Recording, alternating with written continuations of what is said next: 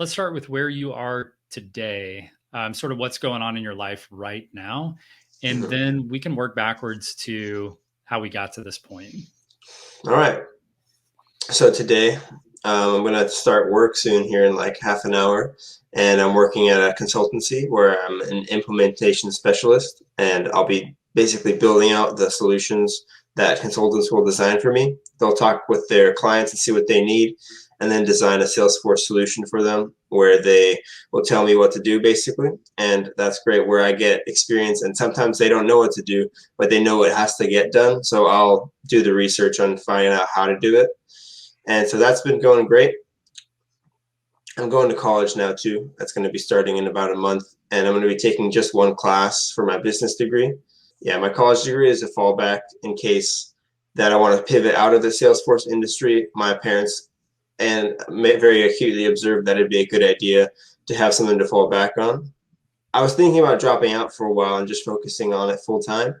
Or I'm basically full time right now, just like keeping one foot in the door, kind of.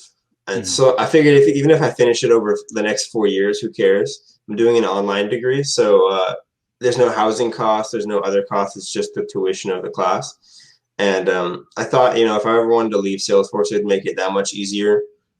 And so far, I have no desire. But You're in college right now.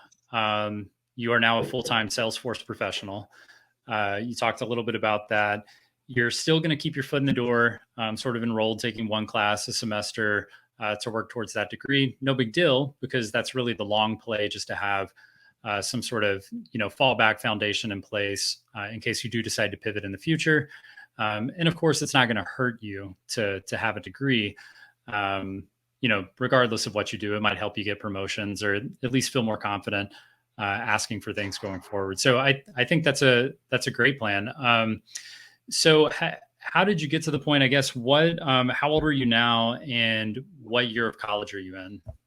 so I'm 21. I just turned 21 2 months ago, and I'm going to be doing my junior year of college, basically. So Mhm. if I was a full-time student, I would have 2 years left, and Mhm. because I'm only taking one class, I think I still have like 4 years left, Okay. which is fine. I'm in no rush. Like you said, it's a long play, and might help me get promotions even within the Salesforce space. Right. Okay. So you're going into your junior year. So the for the audience here, we are recording this August 2021. So you're getting ready to go into your junior year, but you landed a Salesforce job over the summer. Then over the summer break. Yes. Okay. So Yeah. How did you get into Salesforce? Because I think most college kids they've got their work cut out for them, right? It's extracurriculars, maybe going to the gym, going back home to see family in the downtime, taking their classes, and just living that college lifestyle. How did you decide that Salesforce or pursuing skills in the Salesforce arena were something that might be more advantageous than just following the standard narrative through graduating from college? mhm. Well, college was there was a lot to do during it, but I still had extra time where I'd play games and whatnot, and I definitely wanted to make money. I was working at a restaurant also, and I was making pretty decent money there actually, but there was no long-term future there, not really. But I thought, if I could get a salary, I could maybe even get a house, and I'm really into investing, and I know it's really powerful to get real estate, so I thought, let me just try and find out what this Salesforce thing is, because I was talking with my parents about my desire for a better career Mhm. and some kind of career direction, and maybe I can start working on that now. And we kind of came to the idea of Salesforce, because I had been looking around and I asked them what that was because I saw it on job sites, and they told me about it. They both work in the business industry here in the Silicon Valley, so they kind of know both about what it is, Mhm. and they explained that it was a really useful tool. And then I kind of found your channel and learned about like what the career life of it looks like besides the how to. And then Trailhead kind of helped me do it, figure out what it was, well, like how to practice and all that. Mhm. And I used Trailhead basically in like 6 months ago to figure out if I even liked it. And I basically practiced for like 3 or 4 months nonstop to get my cert, and I was doing that while working and going to college. Okay, yeah, I think that makes perfect sense. So you had some insight. This was not completely, for most people, that's an abstract idea. Like, what is Salesforce? Most people don't get to ask their parents what Salesforce is and expect an answer. It's like, yeah, I have no idea. You should Google that. So you had a little bit of insight, and then clearly, your parents sort of understood. Yeah, it's a legit platform. This is not some little tool that some people use, but nobody really cares about.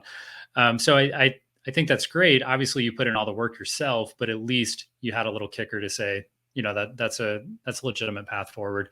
Now, one thing that stood out to me is you said you're going to college and you, for some reason, decided to start defining your career path, which I think is obvious. Like everyone should do that, right? But no one does that. Like I remember being in college, I I just understood it as when I get the degree, then I can have a job because now I've got the degree that will get me the job.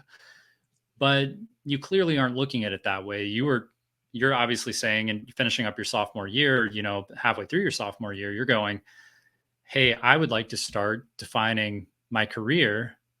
And clearly you saw that you needed to do things outside of college in order to define that career, or at least put yourself in a position for that. Um, is that normal for, do you have friends or people you're aware of that are thinking similar thought processes around preparing for a career versus going to college classes and that being the only thing you do? Yeah, so great question. Actually, that really brings up a big part of why I started doing this with that I didn't think of just now. So my brother had just graduated. He is a bit older than me. And I was watching him basically apply to all these places with his new fancy degree, which I thought was going to open all these doors, and it was taking forever. And we were thinking, oh God, like what's wrong? Like it was a business degree, it was a good degree, same kind of degree I want. And seeing that how long it was taking him, I was like, well, I'm getting a little scared now. Like what? So I looked into this more seriously because I had like kind of played with it in my mind. And I looked into it more, and I started asking people in the Facebook groups of your channel actually, and I asked them like, do you need a college degree for this? And I looked everywhere like to see if I needed to finish college or if I could get started now, because I knew that if I could get started now, a lot of people would be jealous of how early I'm starting. I've been told that many times, and I would just get such a head start that like I'd be stupid not to if I was gonna do something similar anyway. So like basically I had to figure out would I like to do this. So I'd like played around on Trailhead, and then I went through that. Yeah, that's pretty awesome. So I'm glad we sort of identified that, what I guess we could call a catalyst for this thought process. And I mean, that's a pretty good one. It's not something I would have considered, obviously, being outside of it. But yeah, if you've got an older sibling who finishes college and then it's not as one and done as you think, like a lot of people just think, go to college, do the investment, maybe you have scholarships, maybe you don't, and then I've got the degree, so now I'm all set. And it is not that easy. It's like people who think you can get a Salesforce certification and go get a job. It's not there. It's not a one-to-one there. Well, that's awesome that you took initiative and took action based on that. Because you know what, I had an older brother, 2.5 years older than me. Same thing happened to him.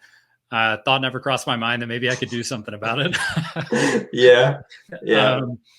So I find this really interesting. So I would like to better understand, um, just sort of. So you said you were 21 when you started on this path. You're 22 now, right? Salesforce path. No, I'm 21. Oh, you're 21 now. So you were 20 Yes. when you started on the Salesforce path.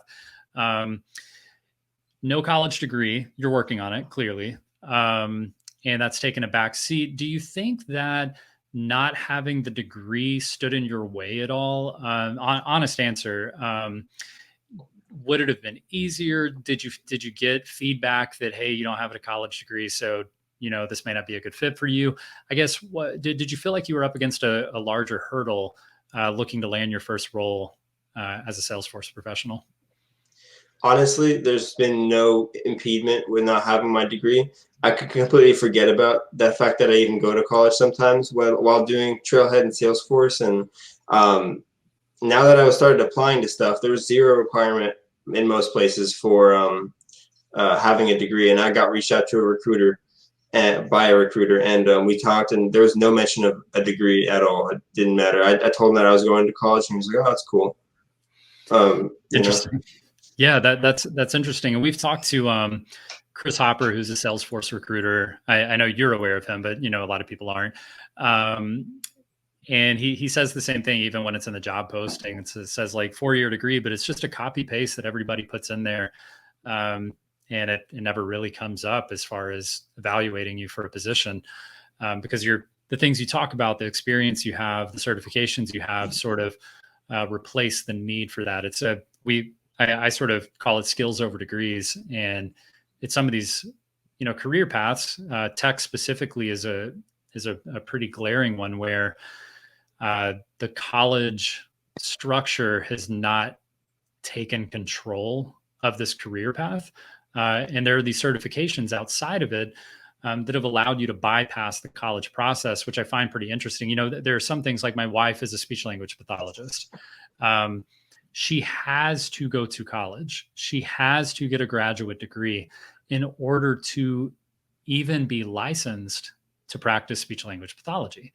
So the college infrastructure has quite literally taken control of that career path. You cannot learn to be an SLP through a third-party online course, online program, even if it's certified and accredited or anything else. It's not an option. You have to go through a college.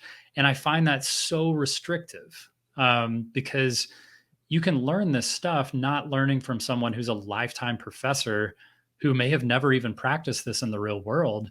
Yet you have to learn from that person some textbooks knowledge to get into some of these, I guess, professions. And I find that really unfortunate. And I do sort of hope that by the time my 5-year-old daughter is, at that, 17, 18-year age, that there are more options available than forcing people through college to get into certain professions. And I agree. Like, I feel the same about my kids. I hope they don't have to deal with the broken college system the same way I do. I'm never going to use half of it. And most of the time when I tell people about it, they say, it's just a stamp of approval. The things you learn don't really matter, in business at least. There are degrees which still matter, but a lot of them are outdated information. And to, not to harp on this too much, but yes, there are college degrees where you're learning very specific information to your new profession you're going to go into, think like doctors, lawyers, those kind of things. And there are others, but I just don't quite understand why it has to be through a college structure as opposed to allowing other people to teach you who don't happen to be college professors. So I find that interesting. And then I think the other thing is, these doctors and lawyers still have to take English 1101 and 1102. And I mean, I'm thinking, like, I got my economics degree and I took a soccer class and a tennis class and a judo class and English classes. And I learned about geology and oceanology and all these. It's like, number one, my economics degrees barely applied to what I was doing, or my economics classes, but the rest of those certainly didn't. And they've just created this situation where it takes 4 years to check all the boxes, but really to do the profession that your degree aligns with is probably a couple of semesters of classes. So it's a really interesting dynamic there. Fortunately, you found another path, so that's excellent. So what's next for you? I know you're going to do a class each semester. At least that's the plan right now, and things change. But yeah, what do you have planned for the next 12, 24 months? That time frame. Mm-hmm. So the next 12 months, definitely just stay at my job that I just got, because I'm super excited and I'm really enjoying it so far. It's been awesome. The people are great, super high quality company. So yeah, do that for the next while. And I don't know, you guys do say, I have heard a lot that it's important if you want a big old pay raise to maybe switch jobs, because it's easier to switch jobs and ask for 20K extra than it is to go and ask for 20K extra. But we'll see what I feel like at the end of these 12 months, about my company. Maybe I'll love them so much that I'll stay. Who knows? Yeah, and I hope that the only reason the job hop is necessary right now is because companies don't quite understand how quickly the the pay scales increase for some of these jobs.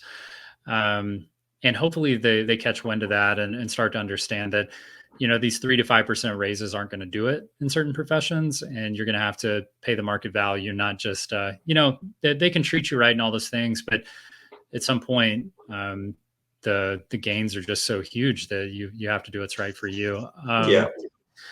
I was going to ask you too, I guess, what advice would you have for individuals who are, and this may be a two-part question, individuals who are younger, maybe they're in high school or they're in college and they're sort of feeling the same way you are. And maybe they watch this video and that helps them see that, or maybe they have seen like an older sibling or, other individuals who have made them realize like, college is not a silver bullet to success. What would you say to those individuals? And then maybe, those individuals who influence children, high school teachers, college professors, parents, about what you're doing and what advice you would have for them to not necessarily have to follow exactly what you're doing, but just to be open-minded to the opportunities in front of them. So for the younger audience, I would say that it's important to think about your future.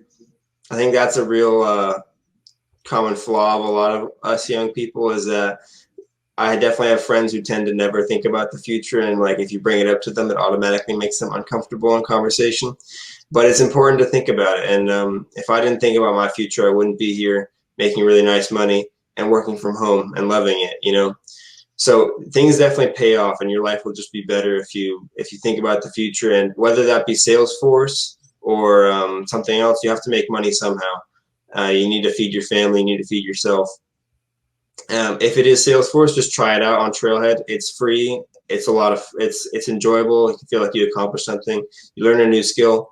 And if it's not, do something. But you don't have to rely on college to give you some kind of silver bullet to get a job, because it might help, but you could probably do it without college. Yeah, and then I guess so for the number one, that's awesome advice. So I hope people actually take note. And then what do you think? I mean, it sounds like your parents were pretty open to this idea. I've talked to other people, your age, finishing high school, maybe they're in college, and parents don't really give the option a lot of times. Like if your kid scored, their GPA is high enough in high school to get into college, then you go to college, regardless of the cost, regardless of scholarships or student loan debt or whatever else. You just go because that's what you do. And that's the way I grew up too. My grandparents made my aunts and uncles and parents go to college, and then basically it wasn't a choice. And then it was the same for me. I was brought up that if you qualify to go to college, you go to college, and there is no alternative. What would you say to some of those individuals who, I think that's still standard knowledge. If you talk to anyone, even people my age, 30 plus years old, the standard knowledge is going to be, you just go to college because that's still definitely the best path forward. I guess, would you have anything to say to, us 30 plus old people that are still operating on that, potentially outdated knowledge? Yeah. So, I mean, if you're in the camp who thinks college is super important and it's just the way to go, I would agree with you in a lot of ways. I mean, it's not the knowledge you learn, it's really the degree you get, because it gives you such an edge when applying for jobs. So it is good.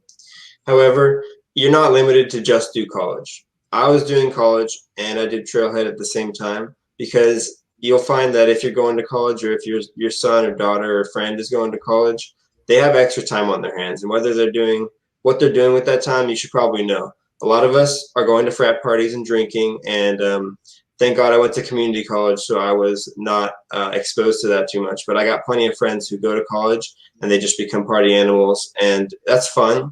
But then 5 years once you graduate college, what do you have for that? You have some great memories, sure, but you wasted a lot of opportunity. So you're gonna have extra time. I had extra time. I knew that because I was playing video games. I could use that doing something else. So encourage your young peers to spend that time doing something extra on top of college. College is good, but you're going to have extra time. It's not that hard. That's great. Yeah. And encourage them. I think that's perfect. It's, just do something productive. You don't have to do it all the time. You have a lot of downtime. Exactly. Just try to find something, you don't have to spend your whole life on Trailhead or learning a new skill, but even just, a couple hours a week can make a huge difference when you're looking at 4 to 5 years of college. Yeah, I thought the same thing. Going slow and steady was the way to win the race, because I saw a close friend of mine go through a burnout, and they were an older person, and that terrified me, honestly, going to see what happened to them. And so I was like, there's no way I'm going to burn myself out. I'm going to go as slow as I can and just slow and steady. And if I ever got really bored and like frustrated with it, I'd just leave. And I think that's also a great way to go. Yeah. And I guess to finalize this, something I probably should ask earlier as far as the storyline goes, but when did you first start on Trailhead and learning Salesforce? And then when did you land your full-time Salesforce job? Mm-hmm. So I started in probably the first little bit of January. I looked at it, and then I took a break, and it kind of fell out of the forefront of my mind, and I started getting really into video games again. And then probably in like late February, I came back to it and actually started to try. And so when I really started to try, it took me about 5 months from, a little less. I landed my job in early July, starting from not even knowing barely what Salesforce was in like mid-February. Wow. Yeah. Yeah. So maybe 4.5 months right in there. Yeah. Somewhere. That's incredible. Compare that to a 4-year degree where I barely learned anything. I'm self-taught, and that's one of the beauties of Salesforce. You go at your own pace, and it was all a really enjoyable experience. And yeah, definitely a big reason of why I am here today is because I had guidance from people on YouTube, not just Bradley, but also David K. Liu. Like, having guidance was definitely what helped me get here today. Yeah, that's awesome. All right. Well, I definitely appreciate you coming on and hanging out with us and giving, I think, some, like you mentioned, encouragement and insight to individuals who are maybe looking for a little bit different path. So I certainly appreciate that. I'm glad you can have me. Thank you, Bradley. Yeah.